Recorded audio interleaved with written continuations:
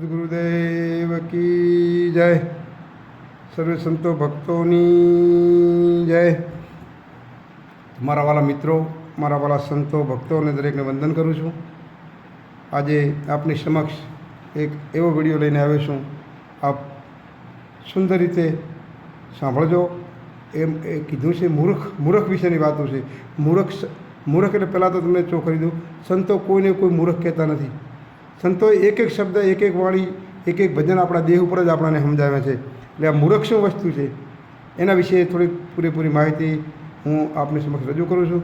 તો પ્રથમ તો કારણ કે વિડીયાને તો દરેક કહેતા હોય છે ને હું એ કહું છું કે પ્રથમ તો આપણી ચેનલને સબસ્ક્રાઈબ ન કરી તો કરી લેજો, જેથી કરીને અમારે તમને ખ્યાલ છે ને, આ તો દરેકને થોડાક વ્યૂ વધે, સબસ્ક્રાઈબ વધે, એટલે થોડું સારું લાગે. એટલે મહેરબાની કરીને પ્રથમ તો આપણી ચેનલને સબસ્ક્રાઈબ કરજો. ઘણા બધા 10,000 તો આપણે થઈ ગયા છે અને આપને દયાથી વિડીયા પણ આપ જુઓ છો, સારા ચાલે છે. એટલે આજે ખુલાસો કરવાનો છે મૂર્ખ મનમાં ફૂલાતા. સંતોએ મૂર્ખા કોઈને કીધું નહીં. સંત કોઈને ઠપકો ના આપે, સંત પોતે પોતાને ઠપકો આપે. અત્યારે તો આપણે એકબીજાને ઠપકો આપતા હોય એવું નથી. સંત પોતે પોતાને સમજાવે, એનું નામ સંત. મૂર્ખા કોઈ બારે તમને કે મને કે તો એ સંત ના કહેવાય. સંત કોઈ દિવસને મૂર્ખા કે તો સંત ના કહેવાય. સંત પોતે પોતાને સમજાવે કે આ મૂર્ખા વસ્તુ શું. તો મૂર્ખ એટલે આપણામાં જે અજ્ઞાન ભરેલું છે ને એને સંતોએ મૂર્ખ કીધું છે. આપણામાં જે અજ્ઞાન અને જેનામાં જ્ઞાન પ્રગટ થઈ ગયું સંત છે. સંત કોઈ દિવસ કોઈની કાપે નહીં, અને કાપે એ સંત ના કહેવાય. એટલે મૂર્ખા પ્રથમ ચોખ્ખું મૂર્ખા કોને કહેવાય? મૂર્ખ કોને કહેવાય? તો આપણા અંદર જે અજ્ઞાનરૂપી અજ્ઞાન ભરેલું છે. કોઈના કાસડા કરવા, કોઈની નિંદા કરવી, કોઈનું સારું ભાળીને આપણે દુઃખી થવું, નિંદા કરવી, બેઠા બેઠા કોઈના ગમે તેમ આડે કાપવું, કાળ કરવો, ક્રોધ કરવો, એવું કરે એનું એ જ મૂર્ખા. એ અજ્ઞાન જે ભરેલું છે એ જ આપણામાં મૂર્ખામી છે, અને એટલે જ આપણે મૂર્ખા છે. હું ગમે એવો સંત થયો, બીજો ગમે તે સંત, પણ મારામાં મૂર્ખાપણું, મારામાં અજ્ઞાન ભરેલું એટલે હું એક નંબરનો મૂર્ખો કહેવું. તમારી કાપતો હું બીજાની કાપું, કાસડા કરતા એકબીજાના ફલાણો આમ ઢીકણો આમ આ આવો હું પણ આવી જતો હોય, એનું નામ મૂર્ખા. એ જ મૂર્ખ, એ જ અજ્ઞાન આપણામાં ભરેલું છે. એ જ મૂર્ખ, બીજો બારે કોઈ મૂર્ખો નથી. સંતે પોતે પોતાને સુધાર્યા છે. પણ આ તો શું બે પાહા છે જગતના. બારે સમજવા માટેનું છે અને અંદરે સમજવા માટેનું છે. એટલે આવા શબ્દો હોય એટલે બહારના લોકો કોઈક સમજી અને એમનામાં અજ્ઞાન હોય, અજ્ઞાન હટાવી અને જ્ઞાનનો પ્રકાશ પાડવા માટે આવી જાય. સંતો પાસે આવે, ભક્તો પાસે આવે, ભજન કરે. એ શા માટે? આપણે હુંપણું, મારાપણું, આ બધું મારવા માટે, કોઈની ઈર્ષ્યા દેખાય એ બધું મટાડવા માટે આપણે ભક્તિ કરવાનું છે. એટલે એ અજ્ઞાન છે બધું હટી જાય. એ અજ્ઞાન છે એ મૂર્ખા. જેનામાં અજ્ઞાન ભરેલું છે એ મૂર્ખા. એ અજ્ઞાન હટાવવા માટે આપણે સદગુરુ ચણે જઈએ છીએ. હવે એને આપણે વાત કરીએ તો ભજનનો થોડો ખુલાસો કરવાનો છે. દલપતદાસ બાપુ કીધું કે મૂર્ખ મનમાં ફૂલાતા સાધુભાઈ, મૂર્ખ મનમાં હતા. અજ્ઞાનમાં અથડાતા સંતોભાઈ, મૂર્ખ મનમાં ફૂલાતા. હવે મૂર્ખા જો મૂર્ખા એમના મનમાં ફૂલાય. હું કેવો છું, હું કેવો ફલાણો, હું કેવો ઢીકણો, હું કેવું બોલું, હું કેવું ગાઉં, મારામાં કેટલું બધું સત્સંગ છે, મારાથી મોટો કોઈ છે નહીં, મારાથી જ્ઞાની પુરુષ કોઈ નથી. આ જે મનમાં ફૂલાતા, આમ મનમાં મારા જે થોડા ઘણો 2-5 માણસો વચ્ચે 2 મિનિટ બોલવાનો મોકો મળી ગયો ને તો મને અહમ આવી જાય. હું કેવો બોલ્યો, બધાને મેં દબાવી દીધા. મારા જેવો કોઈ છે જ નહીં. આ ટૂંકમાં તમને કહું છું કે આવું જે અહમને અભિમાન ભરેલું છે ને એ મૂર્ખા મનમાં ફૂલાતા હોય અને તરત આપણને ખ્યાલ આવી જાય. એ અજ્ઞાનમાં એટલે આખી જિંદગી જાય ને એ પરિપૂર્ણ સદગુરુને બણ વાગે તો આ વસ્તુ મૂર્ખાપણું, અજ્ઞાનપણું મટે ને કે મટે નહીં. દુર્મતિ હોય તેને દુરીજન કહીએ, બોલી થકી પરખાતા. દુર્મતિ, જેની દુર્મતિ છે એક માંથી ફલાણે જાય, ઢીકણે જાય. આપણે નાસ્તિક નથી, કોઈ ધર્મને નાસ્તિક નથી કરતા. અહીંથી આમ રખડવા ગયા, આમ ફર્યા, આમ રખડ્યા. એ દુર્મતિ છે. દુર્મતિ હોય તેને દુરીજન કહીએ. એ દુર્મતિ છોડીને અંદરમતીમાં આવી જાય, બહારની મતિ છોડીને અંદરમતીમાં આવી જાય ને એ પરિપૂર્ણ સંત છે. બારે ભટકવાનું જ નથી હોતું. દુર્મતિ હોય તેને દુરીજન કહીએ. જેનો મત દૂર હોય એને દુરીજન કહીએ. બોલી થકી પરખાતા. મૂર્ખાઓ છે ને એ કરોડો આપણે બેઠા હોય, લાખો બેઠા હોય, હજારો માણસ બેઠા હોય, પણ એની અંદર મૂર્ખા છે ને એની બોલી ઉપર પરખાય. કારણ કે એનામાં અજ્ઞાન ભરેલું અજ્ઞાન આવે. હજારો સંતો બેઠા, ધારો કે આપણે ગામનું જ આખું ગામ ભેગું થયેલું બેઠું હોય અને એવો માણસ વચ્ચે બોલતો હોય એટલે લોકો એને કોઈને ભાવે જ નહીં, બોલે કોઈને ગમે જ નહીં. એ શું? એ એક નંબરના મૂર્ખા કહેવાય. એનામાં અજ્ઞાન છે. અજ્ઞાનની વાત આવે ને, મૂર્ખ સંતો અજ્ઞાનની ઉપમા લે છે. એનામાં અજ્ઞાન છે. તો હું પણ આમ બોલતા હોય એમ ગમ બિલકુલ સમજાય કે આ મૂર્ખો છે અને બોલતો નથી આવડતું, પણ એના મનમાં ફૂલાતો હોય પાછું. અને દુર્મતીઓ દુરીજન કહીએ બોલી થકી પ્રકાતા, એ બોલી થકી પ્રકાય. પછી કે ભલે કરોડો વર્ષ કાશીમાં રહેતા, જાતિ સ્વભાવ નહીં જાતા. એ કરોડો વર્ષ સુધી કાશીમાં ભણી ગણીને આવ્યા હોય, બહાર ભણવા ગયા હોય, બહારથી ક્યાં ને ક્યાં ગુરુ કરાવવા ગયા હોય. મારે તો ગામના ગુરુ હારા નથી, કે ફલાણા તાલુકાના ગુરુ હારા નથી, જિલ્લાના ગુરુ હારા, મારે તો બહારથી ગુરુ કરાવવા છે, બહારના ગુરુ કરાવવા જ્યાં હોય. કરોડો વર્ષ ભલે કાશીમાં રહેતા, જાતિ ગમે જાય, પણ જે મૂર્ખા છે, જે અજ્ઞાનરૂપી છે, જ્યાં સુધી ભજન ના કરો ત્યાં સુધી આ મૂર્ખમેપણું જાય નહીં, જાતિ સ્વભાવ જાય જ નહીં. ગમે અશોક તેજસ્વી ગુરુ કરાવે, પણ અંદર જે જાત સ્વભાવ છે એ કોઈ દિવસ એમનો જતો નથી. એ આ જાત સ્વભાવ કાઢવા માટે ફક્ત ને ફક્ત આપણે ગુરુનું ભજન કરવું પડે. દુર્મતીઓ તેને દુરીજન કહીએ બોલી થકી પ્રકાતા, કરોડ વર્ષ ભલે કાશીમાં રહેતા, જાતિ સ્વભાવ નહીં જાતા. પછી કીધું સોમ શેરો અને કાશબો પર ઘરે પોળા થતા. આવે અવસર જ્યારે ઘરને આંગણે તરત હંકે લઈ જતા. સોમ શેરો અને કાશબો એ પર ઘરે પોળા થાય.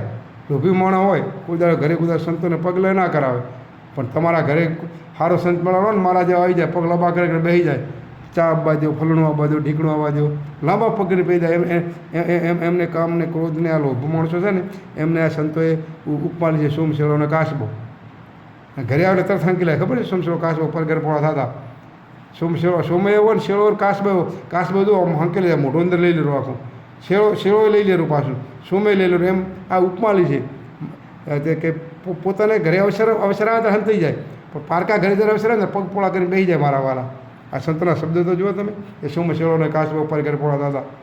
બાર એવા ને ચાક સાંભળી જાય ને કે ભજન છે ભાઈ જવું છે, કે સારો જમણવાર છે, તો મારા વાલા સૌને આગળ પહોંચી જઈએ, પગ મોકળા કરી લાંબા કરી બેઠા મારા વાલા. પણ જ્યારે ઘરને ઓગણ અવસર આવે ને ત્યારે પેલા સોમ શેરો કાશબો પોતાની માયા સંકેલી લે ને એમ હંતી જાય, હંકેલી જાય, કોઈ કહે ને પણ મૂર્ખ મનમાં ફૂલાતા સંતો ભાઈ, મૂર્ખ મનમાં ફૂલાતા. કીધું ને સોમ શેરો અને કાશબો પર ઘરે પોળા થતા. આવે અવસર જ્યારે ઓગણે તરત હંકેલી જતા. પછી કાગડા જળમાં નિત્રિત નાતા, ધોળા કદી નહીં થતા. નજરની સામે જુએ આળો બીજા કાગરે બોલાવતા. કાગડો છે ને, કાગડો એટલે આપણી ભાષામાં, બનાસકાંઠાની ભાષામાં એને હાડીઓ કહેતા આપણે પહેલાં ગંડિયા. ધીરે ધીરે ભણતર આવ્યું ને, જ્ઞાન પ્રગટ થયું એટલે એને કાગડો થઈ ગયો. હા, કાગડા જળમાં નિત્રિત ના હતા. કાગડા તમે એમ હરોજ જળમાં પાણીમાં નવરાવો એ ધોળો થાય. એમ અજ્ઞાન જ્યાં સુધી ભરેલું છે, જ્યાં સુધી મૂર્ખામયપણું છે આપણામાં, આપણે 24 કલાક સત્સંગના જ્ઞાનરૂપી ગંગામાં, જ્ઞાનરૂપી નદીમાં કાયમ નાતા, પણ આપણામાં જે અજ્ઞાન છે, અહમ નથી નીકળતો, આપણા મૂંપણું નથી નીકળતું, એકબીજાના કાસરા કરવાના નથી નીકળતા. તો સુધી આપણે આ જ્ઞાનરૂપી જળમાં આપણે કાયમ નાહીએ, પણ સાહેબ આપણે ધોળા ના થઈ જઈએ. જે અંદરનો મેલ ભરેલો છે ને, એ મેલ કાઢીને આપણે સફેદ થવાનું છે. પણ કાગડાને તો કાયમી તમે જળમાં નવરાવો, પાણીમાં નવરાવો, એ કોઈ દિવસ ધોળો થાય નહીં. કાગડા જળમાં નહીં ભલે નાતા, ધોળા કરીને નજરની સામે જોયા આળો બીજા કાગડાને બોલાવે. પાછા બીજા ભેગા, એક મૂર્ખાની પાસે બીજા હોય ને મૂર્ખા, 100-200 આપણે ભક્તિ લાઈનમાં ભજનામાં 100-200 જણા બેઠા હોય, એમાં પાસે એક બે મૂર્ખા બીજા ના ગમતો હોય ને, એને ગાવાનો વારો ના આવતો હોય, કોઈ વારો ના આવે, અથવા કોઈ સારું બોલતો હોય, એના કરતાં સારું બોલતો એ બેઠા બેઠા બાજુવાળો હોય પાછો કે આ છે શું બોલે, તો પેલો એને પાછો સપોર્ટ હાલે. એક કાગડો એક મૂર્ખો બીજા મૂર્ખાને બોલાવે, બીજો મૂર્ખો ત્રીજાને બોલાવે. અલગ અલગ મૂર્ખા બેઠા હોય જે કાપતા હોય, સંતની એ કાપતા હોય, ભગતની એ કાપતા હોય, ગાવાને કાપતા હોય, બધાની કાપતા હોય. અને સંતો મૂર્ખા એટલે એ અજ્ઞાનરૂપી મૂર્ખા. આપણામાં જે અજ્ઞાન ભરેલું છે ને, એ અજ્ઞાનરૂપી એ મૂર્ખાઓ. એ કાગડા જળમાં નિત નાતા, ધોળા કદીને થતા. નજરની સામે જુવાળો તરત બીજા કાગડાને બોલાવે. બીજા બોલાવે, આ જો આ બેઠો બેઠો ચારનો બોલેરો હોય, કદાચ 2 ભજનની ફરમાઈશ હોય, 1 ભજનની ફરમાઈશ હોય, 5 મિનિટ બોલવાનું, કદાચ 2 મિનિટ પેલો વધારે બોલી જાય તો શું લૂંટી જાય છે? એનો મન તો રાજી જાય છે, પણ પેલા મૂર્ખાઓ હોય ને એને દેખાય કરીને 4-5 જણા બોલતા હોય. આમ તો ખરો સંતોના લિમિટ બારે બોલે નહીં, પણ અમુક થોડીક મૂર્ખામી, મારા જ્યાં મૂર્ખામી થોડું અજ્ઞાન ભરેલું હોય, સંતો પરિપૂર્ણ થયા ના હોય, થોડા ઘણું બોલે, કદાચ બોલી જાય તો એ ભલે બોલે એ બોલી જાય, એ રાજી થયો.